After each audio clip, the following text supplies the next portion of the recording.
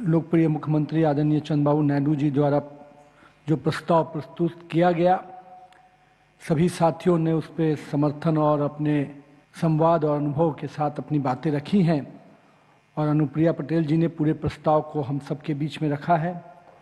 मैं आप सबसे आग्रह करता हूं कि इस प्रस्ताव का समर्थन सभी लोग खड़े होकर माननीय प्रधानमंत्री जी का अभिवादन भी करें और इस प्रस्ताव को पास करें।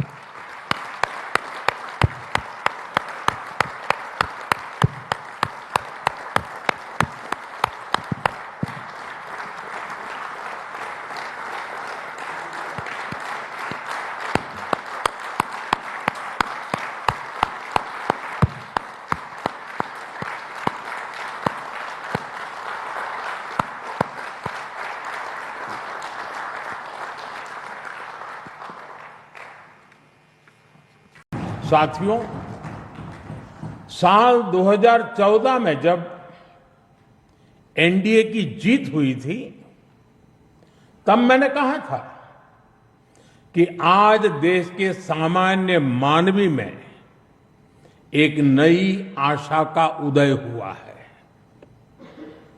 इस आशा का, इस उम्मीद का संरक्षण हम सभी का बहुत बड़ा दायित्व था।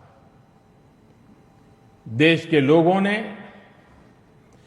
कांग्रेस के विश्वासघात के बाद अपना भरोसा हमें सौंपा था। मुझे आज संतोष है, गर्व है कि एनडीए परिवार के तौर पर हमने देश के विश्वास को हमेशा और मजबूत किया है।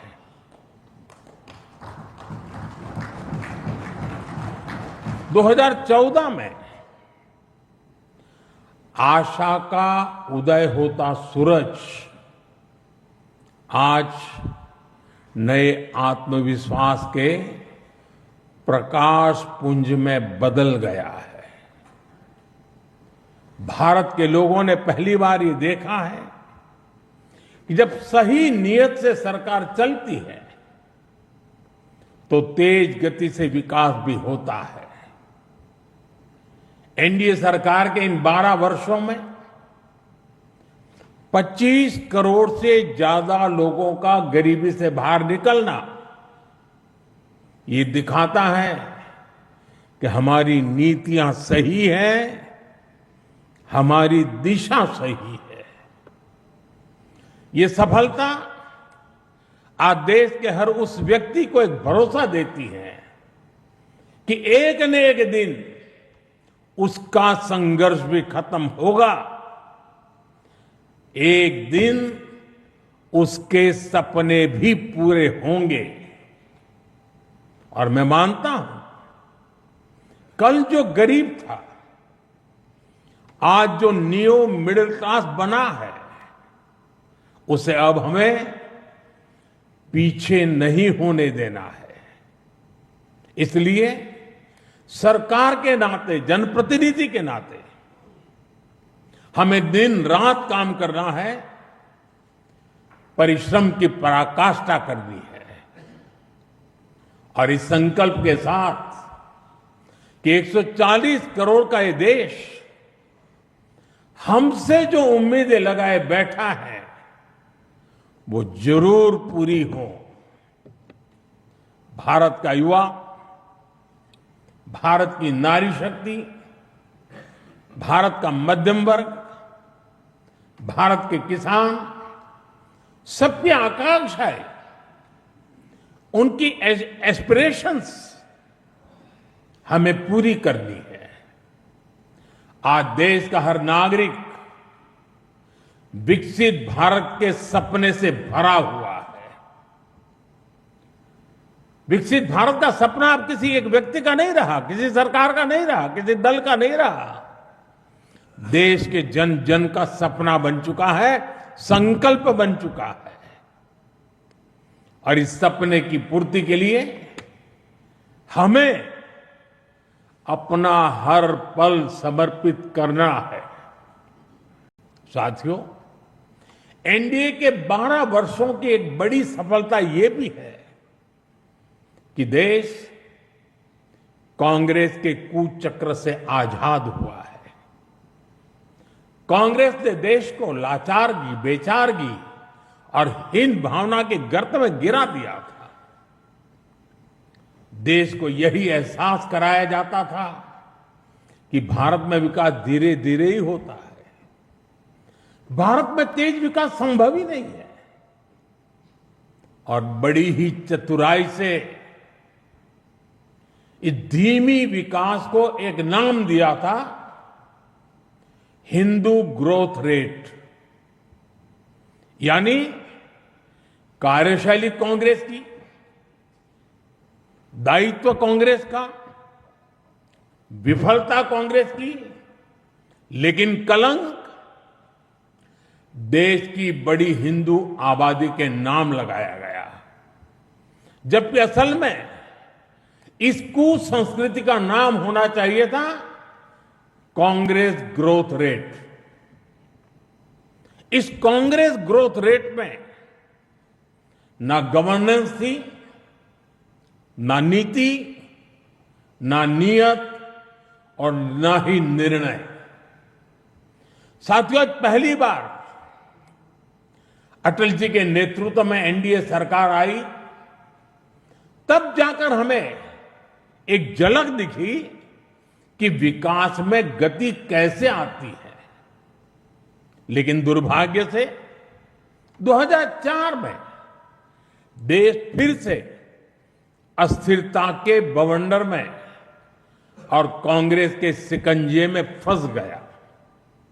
विकास तो दूर की बात है, देश को कांग्रेस ने एक के बाद एक हजारों करोड़ रुपए के घोटालों में घसीट दिया। साथियों, देश का भाग्य फिर तब बदला जब 2014 में एनडीए की सरकार बनी।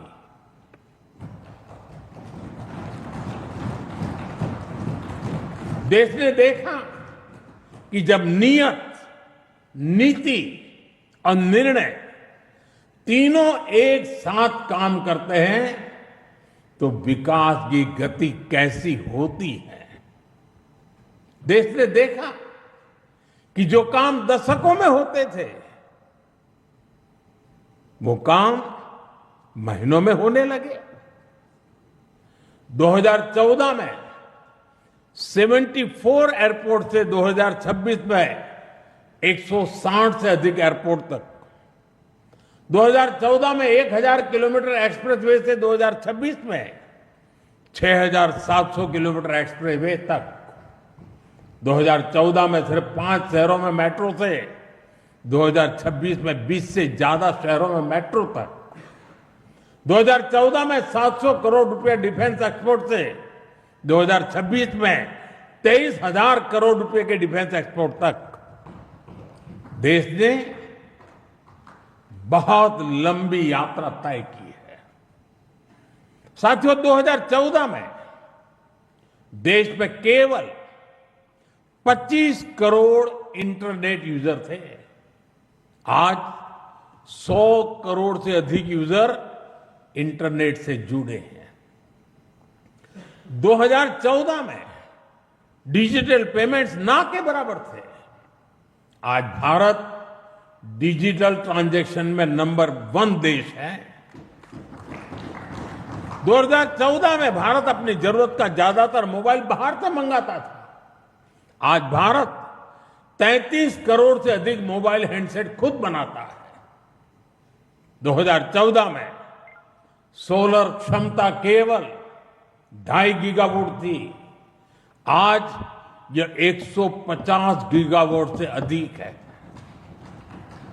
2014 में एथेनॉल ब्लेंडिंग केवल 1.5% था। आज यह 20% तक पहुंच चुकी है। 2014 में देश की एक भी सेमीकंडक्टर यूनिट नहीं थी। आज देश में बन रही 10 से ज्यादा सेमीकंडक्टर यूनिट्स भारत को आधुनिकता की तरफ ले जा रही है। साथियों, हमने देश की जरूरतों को अपनी नीतियों और निर्णयों का आधार बनाया।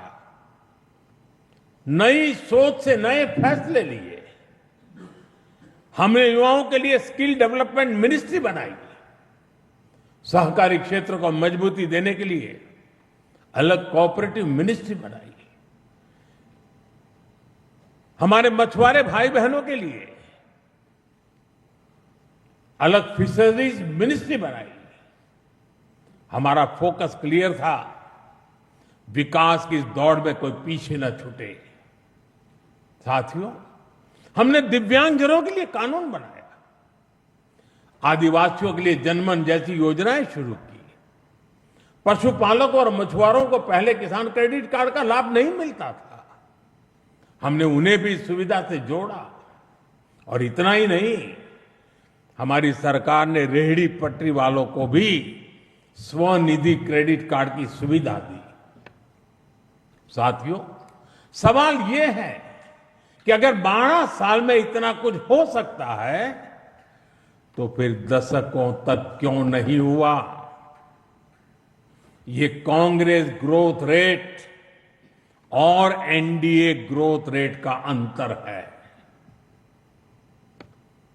एक व्यवस्था लोगों को इंतजार कराती थी, आज की व्यवस्था परिणाम दिखाती है। एक व्यवस्था काम अटकाती भटकाती थी, आज की व्यवस्था कहती है काम अभी होगा, समय पर होगा और बड़े पैमाने पर होगा। और इसलिए साथियों, 2014 से 2026 की कहानी केवल आंकड़ों की कहानी नहीं है। यह उस भारत की कहानी है जिसने पहली बार अपनी पूरी क्षमता के साथ दौड़ना शुरू किया है। वो भारत जो बड़े लक्ष्य तय कर रहा है और इन लक्ष्यों की प्राप्ति के लिए जी तोड़ मेहनत कर रहा है। साथियों, एनडीए के 12 वर्षों की उपलब्धियों की एक और विशेषता है। हमें ये उपलब्धियां वैश्विक अस्थिरता और अशांति के दौर में हासिल हुई है। एक स्थिर सरकार होने का लाभ क्या होता है, ये बार बार इस दौर ने साबित किया है। कोरोना के समय को हम कभी नहीं भूल सकते, जब हर तरफ हाहाकार मचा था, लेकिन भारत उस हालात को मुकाबला करते हुए भी सफलता से आगे बढ़ा। साथियों, दुनिया के बड़े बड़े देशों की अर्थव्यवस्थाएं संघर्ष कर रही है, तब भी 2025-26 में भारत ने 7.7% की ग्रोथ रेट हासिल की है।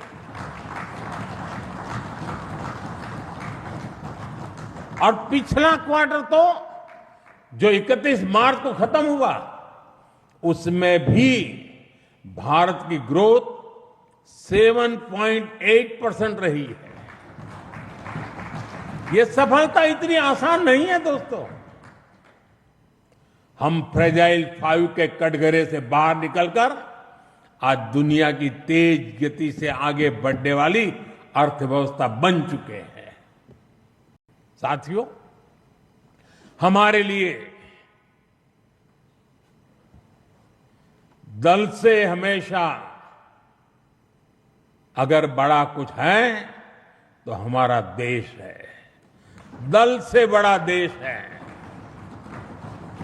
और जब नेशन फर्स्ट, देश प्रथम की भावना से काम होता है तो कोई भी निर्णय कठिन नहीं होता। इसलिए ऐसे फैसले जिन्हें पहले असंभव समझा जाता था, जो देश के सुरक्षित भविष्य के लिए अनिवार्य थे, हमने बहुत ही सधे हुए तरीके से उन फैसलों को भी लिया। पहले सरकारें आर्टिकल 370 की बात करने से डरती थी। हमने उसे खत्म करके पूरे देश में एक संविधान लागू किया। पहले नॉर्थ ईस्ट से बम, बंदूक और ब्लॉकेट जाने का नाम नहीं लेते थे। हमने नॉर्थ ईस्ट में शांति भी लौटाई और स्थिरता भी लेकर आई। पहले भारत आतंक के हमलों के बाद चुपचाप दर्द सहता रहता था। हमने आतंकवादियों पर सर्जिकल स्ट्राइक की, एयर स्ट्राइक की। ऑपरेशन सिंदूर में दुनिया ने भारत का सामर्थ्य देखा।